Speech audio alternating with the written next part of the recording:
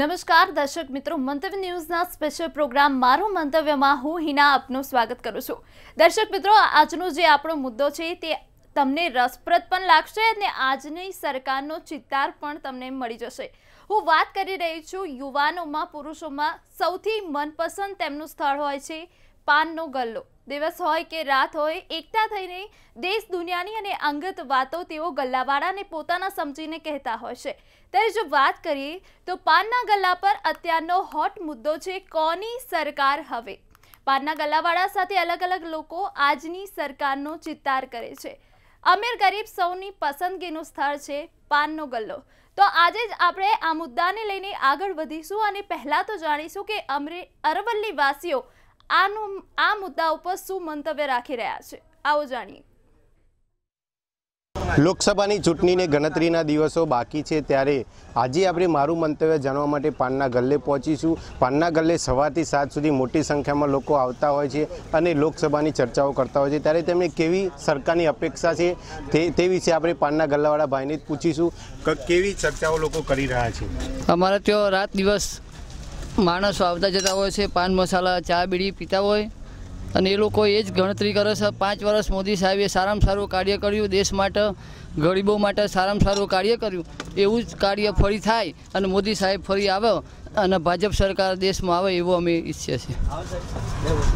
બિલકુલ ચોક્કસથી આપણી પાસે બીજા એક ભાઈ ઉપસ્થિત છે, તેમને પૂછીશું કે તેઓ કેવી સરકારની અપેક્ષા કરી રહ્યા છે, કેવી સરકાર હોવી જોઈએ, સરકારમાં શું બદલાવ થવા જોઈએ, તેઓ કેવી સરકારની અપેક્ષાઓ કરી રહ્યા છે।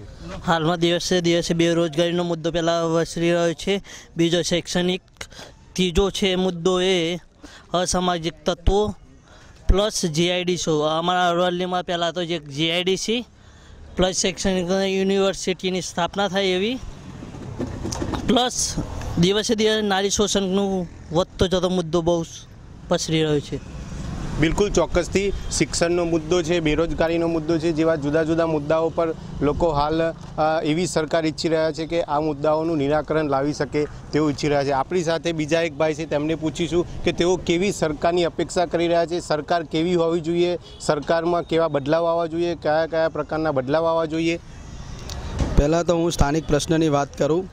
હાલ ગત વર્ષ રોજ જે ચોમાસાની અંદર ખેડૂત વરસાદ ઓછો હોવાના કારણે હાલની પરિસ્થિતિ ગ્રાઉન્ડ લેવલે જોવા જઈએ તો પાણીનો પ્રશ્ન તો હાલ મુખ્ય પ્રશ્ન બની ગયો છે, તો એનું સોલ્યુશન કરી શકે તેવી સરકાર લાવવી જોઈએ। કારણ કે ચાલુ સરકાર દ્વારા હાલ બી ઘણી રજૂઆતો કરી અમે બાયડ તાલુકા, માલપુર તાલુકાના SK2 લાઇનની પાણીની કે તમે આ પાણીની લાઇન ચાલુ કરો અને ખેડૂતોને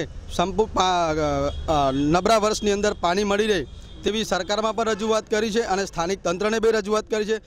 આટલી રજૂઆતો કરવા છતાંય ખેડૂતોને પાણી નથી મળ્યું, એટલે અમે એવી સરકારની રચના કરવા માગીએ છીએ કે જેથી ખેડૂતોનું સંપૂર્ણ કાર્ય પૂર્ણ થાય અને ખેડૂતોને તેઓનો અધિકાર સંપૂર્ણ રીતે મળે।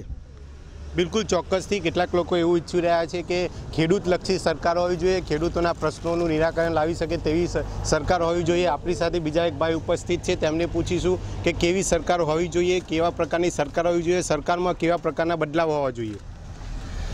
હાલ જે ચાલી રહી છે તે સરકાર ગરીબલક્ષી યોજનાઓ ભરપૂર જે હાલ તો સ્થાનિક પહોંચી છે, જેનો લાભ ગરીબ લોકો સુધી પહોંચ્યો છે। PMAY યોજના હોય, ઉજ્જવલા યોજના હોય તથા પંચાયતોમાં 14મું નાણાપંચ વ્યક્તિ દીઠ જે 470 રૂપિયા જે સરકારે આપ્યા છે, સીધી વિકાસ માટે ગ્રાન્ટ પંચાયતોમાં પણ આપી છે સરકારે, જેથી કરી જે આ ચાલુ સરકારે જે ગરીબલક્ષી યોજનાઓને પ્રાધાન્ય આપી અને ગામડા સુધી પહોંચી છે, તે પણ આ સરકારના અમારા ગ્રામના લોકોને અનુકૂળ છે અને સરકાર પણ અમને અનુકૂળ છે। તો અમે પણ એવું ઈચ્છીએ છીએ કે આ સરકાર ફરીથી આવે। બિલકુલ ચોક્કસથી કેટલાક લોકો એવું ઈચ્છી રહ્યા છે કે જે સરકાર ચાલુ છે તેને ગરીબલક્ષી યોજનાઓ બહાર પાડી છે તે ખૂબ સરસ છે અને કેટલાક લોકો પોતાના પ્રશ્નોને નિરાકરણ લાવવા માટે હાલ ઝઝૂમી રહ્યા છે। ત્યારે આપણી પાસે બીજા એક ભાઈ છે, તેમને પૂછીશું કે તેઓ કેવી સરકારની અપેક્ષા કરી રહ્યા છે, સરકારમાં શું બદલાવ થવા જોઈએ।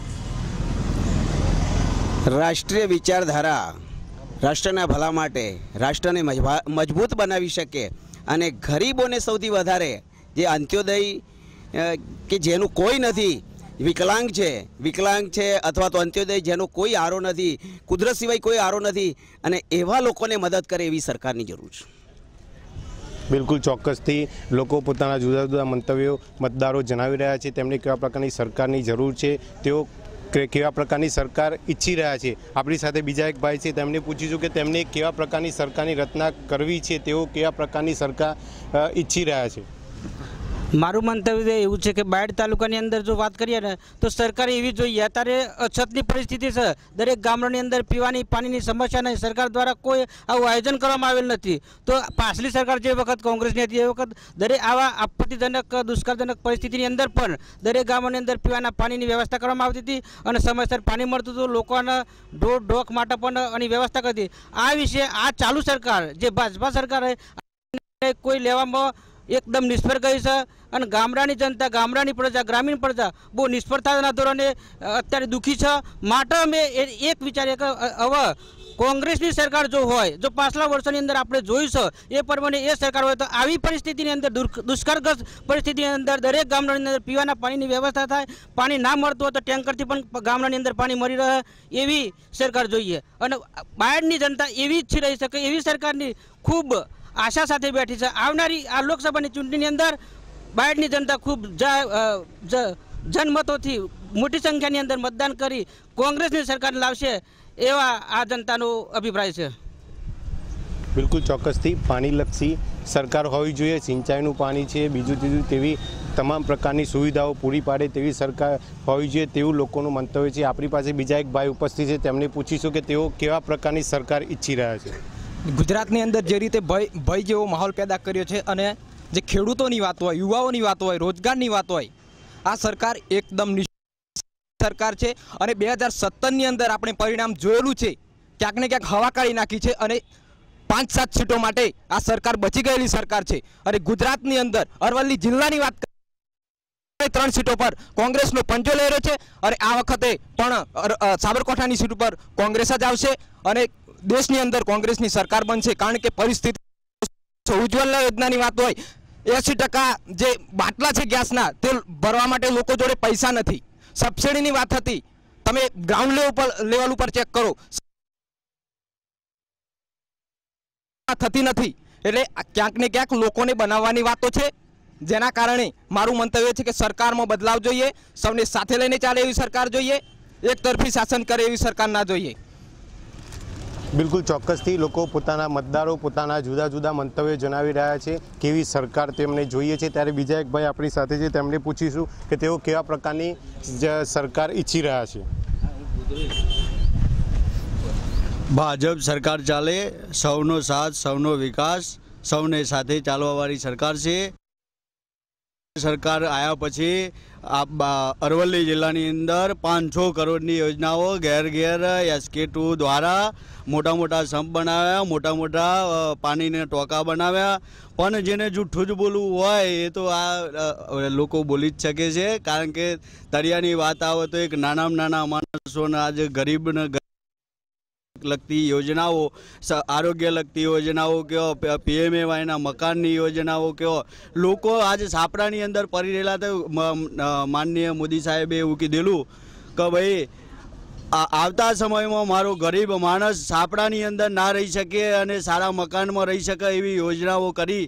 અને એવા યોજનાઓ દ્વારા આજે બાયડ તાલુકાની અંદર એક ગામડાની અંદર 200 જેવા મકાનો બનતા હોય.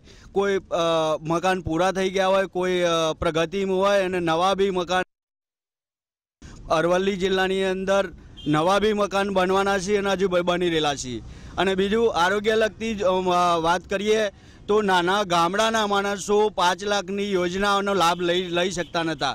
અને કોઈને કિડનીની તકલીફ હોય, કોઈને મોટી કોઈ બાયપાસ સર્જરી કરવાની હોય તો આ નાના માણસો મોટી દવાખાનામાં નહોતા જઈ શકતા. એટલે મા કાર્ડથી એમને લાભ થયો. અને બીજો સરકાર દ્વારા અમને આયુષ્યમાન ભારતનો જે લાભ યોજના કાઢવામાં આવી, એ આયુષ્યમાન ભારતથી હવે એક કુટુંબની અંદર 5 વ્યક્તિને 5 લાખની યોજના સરકાર તરફથી મળવાની છે.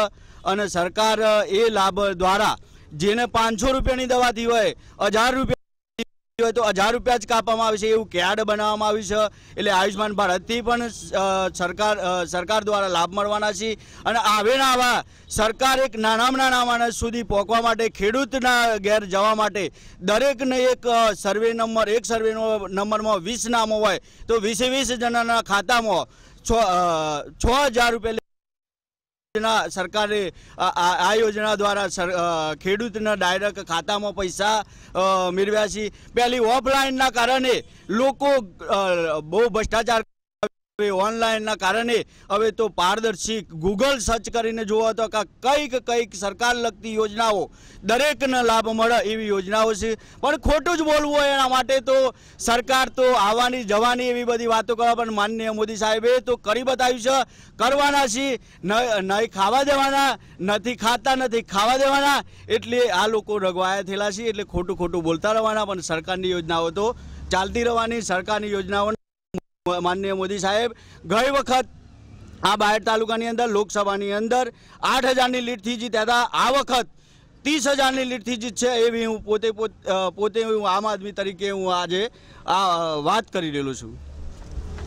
બિલકુલ ચોક્કસથી આ હતા અરવલ્લી જિલ્લાના મતદારો, જેઓ પોતાના જુદા જુદા મંતવ્ય રજૂ કર્યા અને તેઓ પોતાને લગતી સરકાર રચવા માટે હાલ દ્રઢ સંકલ્પ કરી રહ્યા છે અને આવનાર સમયમાં કેવી સરકાર તેમને જોઈએ છે તે માટે તેઓ કટિબદ્ધ છે. કેમેરામેન ગૌતમની સાથે મહેશ પરમાર, મંતવ્ય ન્યૂઝ, અરવલ્લી. તો 5 સાથે ચર્ચાના મુદ્દા સાથે આગળ આપણે જોયું અરવલ્લી વાસીઓનું મંતવ્ય. હવે આપણે જોઈશું આ મુદ્દા ઉપર અમદાવાદ વાસીઓ શું મંતવ્ય રાખી રહ્યા છે. લોકસભા ઇલેક્શન આવી રહ્યું છે, અલગ અલગ મુદ્દાઓ પર લોકો ચર્ચા કરતા જોવા મળી રહ્યા છે. ત્યારે આપણે લોકોના મંતવ્ય જાણીશું. ખાસ કરીને પાનનો ગલ્લો એક એવું જ સ્થળ છે કે ત્યાં અલગ અલગ લોકો, અલગ અલગ વ્યવસાય સાથે જોડાયેલા લોકો, તમામ વર્ગના લોકો અહીંયા આવતા જોવા મળતા હોય છે. ત્યારે આપણે તેમનું મંતવ્ય જાણવાનો પ્રયત્ન કરીશું કે સવારથી સાંજ સુધીમાં કેટલા લોકો અહીંયા આવે છે અને શું ચર્ચા કરતા જોવા મળે છે. જી, તમે અહીંયા પાનનો ગલ્લો છે તમારો, સવારથી સાંજ સુધીમાં કેટલા લોકો અહીંયા આવતા હોય છે અને ખાસ કરીને ઇલેક્શનનો માહોલ ચાલી રહ્યો છે, કેવી ચર્ચા કરતા જોવા મળે લોકો? ચર્ચામાં તો એવું છે, લોકોને થોડીક મોંઘવારી નડે છે, પ્લસ અલગ અલગ મુદ્દા છે કે થોડુંક આપણે આ વખતે થોડુંક પરિવર્તન લાવવું છે. બધી બાજુ એકને એક ટેકોવાળી સરકાર છે, તો એના હિસાબે થોડુંક જે નિર્ણય લેવાનો છે એ પબ્લિક બાજુ નહીં આવી શકતો, સરકાર બાજુ વધારે ખેંચાય છે. જેટલું પબ્લિકને ફાયદો થવો જોઈએ એટલો નહીં થતો. શું સૌથી વધારે ચર્ચા કયા મુદ્દાઓ પર લોકો કરતા હોય છે? શું સૌથી વધુ લોકોને ખટી રહ્યું છે હાલ? ના, એમાં તો એક બાજુ નોટબંધી નડી, એક બાજુ જીએસટી નડ્યું. અમારા વ્યવસાયમાં અમારી જે એ લાઇનમાં જે ચાલે છે કે જીએસટી, આપણે નોટબંધી પછી જીએસટી આવી ગયું તરત જ. બધાને જીએસટી વિશે એટલો આપણે એ વિશે કોઈને એટલો જાણકારી નથી, તો બી થોડુંક અત્યારે ધંધા થોડાક ઠપ પડી ગયા છે. અમે એવું વિચારીએ કે ધીરે ધીરે અમે અમારા ધંધા ઉપર લાઈન ઉપર આવી જઈએ, વ્યવસ્થિત થઈ જાય બધું 2-5 વર્ષમાં તો વ્યવસ્થિત છે, નહીં તો અત્યારે ધંધામાં બહુ માર છે. શું કહેશો? આપ પણ અહીંયા પાનના ગલ્લે આવ્યા છો, પોલિટિકલ મુદ્દો હાલ ચાલી રહ્યો છે, આખું હવામાં જ જાણે રાજકારણ છવાઈ ગયું હોય તેવું લાગે છે, શું કહેશો? એમાં હું શું, એટલે મેઇન વસ્તુ શું, ગરીબી, મોંઘવારી ને મિડિલ ક્લાસ વધારે મરે છે. એમાં મિડિલ ક્લાસનું માર વધારે પડે, મોંઘવારી આવે, જીએસટી અહીંયા બધું થઈ, મિડિલ ક્લાસ વધારે નડે છે. અત્યારે શું લાગે છે કોની સરકાર બનવી જોઈએ? કોની સરકાર ગમે તે આવે, ભાજપા આવે, કોંગ્રેસ આવે, એમાં જનતાની જ મરણ છે, બીજું કંઈ નહીં. ભાજપ આવે કે કોંગ્રેસ આવે, લોકોનો જ વચ્ચે મરો છે તેવું કહી રહ્યા છે. શું કહેશો? જે રીતે ઇલેક્શન આવી રહ્યું છે, કેવો માહોલ લાગી રહ્યો છે આપને? માહોલ સારો છે ઇલેક્શનનો. લગભગ 99% બધા વોટિંગ કરશે, પણ યોગ્ય ઉમેદવાર હશે તો જ. શું આશા શું છે, આશા અપેક્ષા સરકાર પાસે? પબ્લિકનું ભલું કરે એ. બાકી કયા મુદ્દાઓ તમે સૌથી વધુ લાગી રહ્યો? કેમ કે દરેક પક્ષ છે બયાનબાજી કરે છે, વાયદા આપી રહી છે, શું કૌભાંડો ઓછા કરે, બહાર ફોરેનમાં વારવા ફરવાનું ઓછું કરે. સરકાર પાસે શું માંગ છે આપને?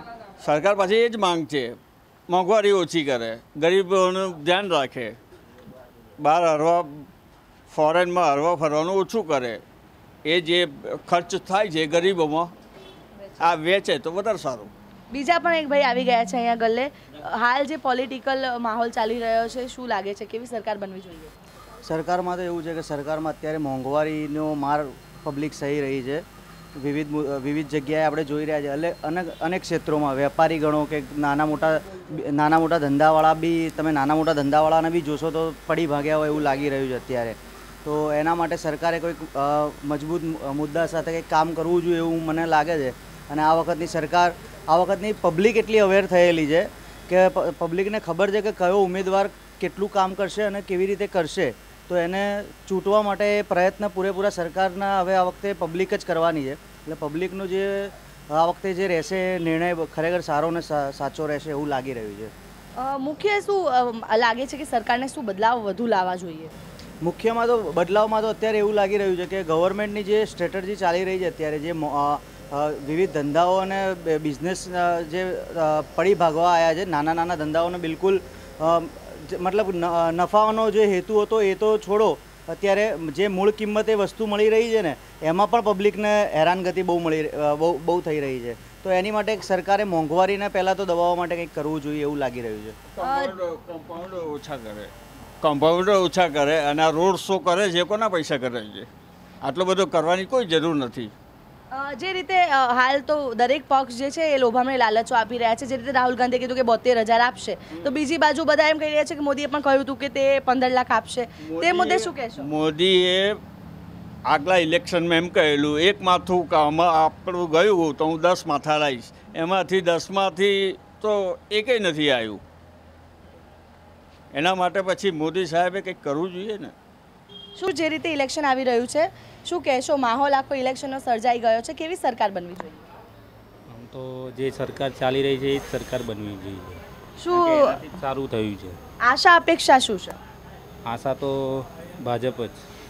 એટલે શું બદલાવ સરકારે લાવવા જોઈએ? સામાન્ય પબ્લિક માટે શું કરવું જોઈએ? ગરીબ વર્ગ માટે શું કરવું જોઈએ? તો કરી જ રહી છે ને, પણ સરકાર બરાબર જ કરી રહી છે. જે અત્યારે ચાલી રહ્યું છે બરાબર જ ચાલી રહ્યું છે. શું કહેશો? જે હાલ ઇલેક્શનનો માહોલ ચાલી રહ્યો છે, શું બદલાવ સરકારે લાવવા જોઈએ? શું સરકાર કાર્ય કરી રહી છે હાલ? સરકાર બદલાવ તો લાવવા જોઈએ. જે ભ્રષ્ટાચાર જે પહેલી સરકાર કરતાં અત્યારે આ જે સરકારમાં ભ્રષ્ટાચાર વધી ગયો છે, ગરીબોને બહુ તકલીફ છે, ધંધા રોજગાર બધા ઠપ થઈ ચૂક્યા છે અને શિક્ષણ અને વેપાર ધંધા નથી. જે ભણીને ગણીને જે વિદ્યાર્થીઓ બહાર નીકળે એમનું જો રોજગાર નથી. એટલે સરકારે બહુ બદલાવ કરવાની જરૂર છે. એ સિવાય પણ જે રીતે ઇલેક્શનનો માહોલ છે, ભાષણબાજી ચાલી રહી છે, વાયદાઓ આપી રહી છે સરકાર, તે વિશે શું કહેશો? વાયદાના જુમલા તો જો ભાજપ સરકારથી આવ્યા છે. કોંગ્રેસ સરકારે કોઈ દિવસ આવવા પહેલાં કોઈ જુમલા આપ્યા જ નથી. આ તો ભાજપ સરકારે સત્તામાં આવવા માટે આ બધા જુમલા આપ્યા હતા. અને એક વાત બીજી ચોખ્ખી કે અયોધ્યાનો મુદ્દો છે એટલે તો ભાજપને કોર્પોરેટરની સીટ ના મળે. અયોધ્યાના મુદ્દાના લીધે ભાજપ અત્યારે ભારતમાં રાજ કરી રહી છે. તો જે રીતે અહીંયા લોકોના મંતવ્ય જાણ્યા, સૌ કોઈ અલગ અલગ કહી રહ્યું છે, તો બીજી બાજુ એવું પણ જાણવા મળી રહ્યું છે કે લોકો ઈચ્છી રહ્યા છે કે બદલાવ આવવો જોઈએ, રોજગારી મળવી જોઈએ અને એજ્યુકેશન જે હાલ પાછું જઈ રહ્યું છે તેમાં સુધારો આવવો જોઈએ. કેમેરા પર્સન નિખિલ સાથે આયુષી યાજ્ઞિક, મંતવ્ય ન્યૂઝ, અમદાવાદ. શા માટે જે લાભ ગુજરાતને થવો જોઈએ એ લાભ ગુજરાતની પબ્લિકને નથી થતો અને બહાર ન થાય છે, તો એ બદલાવવું જોઈએ. નજરિયો સરકારનો એ રીતે બદલાવવો જોઈએ. જોબ મળવું જોઈએ. શિક્ષણ માટે, શિક્ષણ તમે જુઓ તો અત્યારે લોકો ઇંગ્લિશ મીડિયમ બાજુ પ્રેરાય છે. જો ગુજરાતી મીડિયમમાં તમને જોબમાં, ગુજરાતી મીડિયમમાં તમને યોગ્ય શિક્ષણ નથી મળતું. શિક્ષણ મળે તો મોંઘું મળે છે, બરાબર છે. પહેલાં તમને સ્કૂલમાંથી ચોપડા અને ઘણી બધી સુવિધાઓ આપવામાં આવતી, જે ધીરે ધીરે પ્રાઇવેટ થતા ગયા. પ્રાઇવેટ સ્કૂલોમાં પ્રાઇવેટ ચોપડા એક જ જગ્યાએથી યોગ્ય દુકાનેથી લેવું એવા સોર્સિસ હોય છે કે ભાઈ આ જગ્યાએથી જ કપડાં લેવા, આ જગ્યાએથી જ ચોપડીઓ લેવી, એવું દબાણ કરવામાં આવતું હોય છે. તોતિંગ ફીમાં વધારો થયો છે. તમે જુઓ કે લગભગ ગવર્મેન્ટના જે MLA હોય છે, MP હોય છે, એમની યુનિવર્સિટીઓ ચાલતી હોય છે, એમની સ્કૂલો ચાલતી હોય છે, એમની હોસ્પિટલો ચાલતી હોય છે. એ લોકો તો આપણા લોકોનું ભલું કરવા માટે આપણે એમને MP ને MLA ચૂન્યા હોય છે.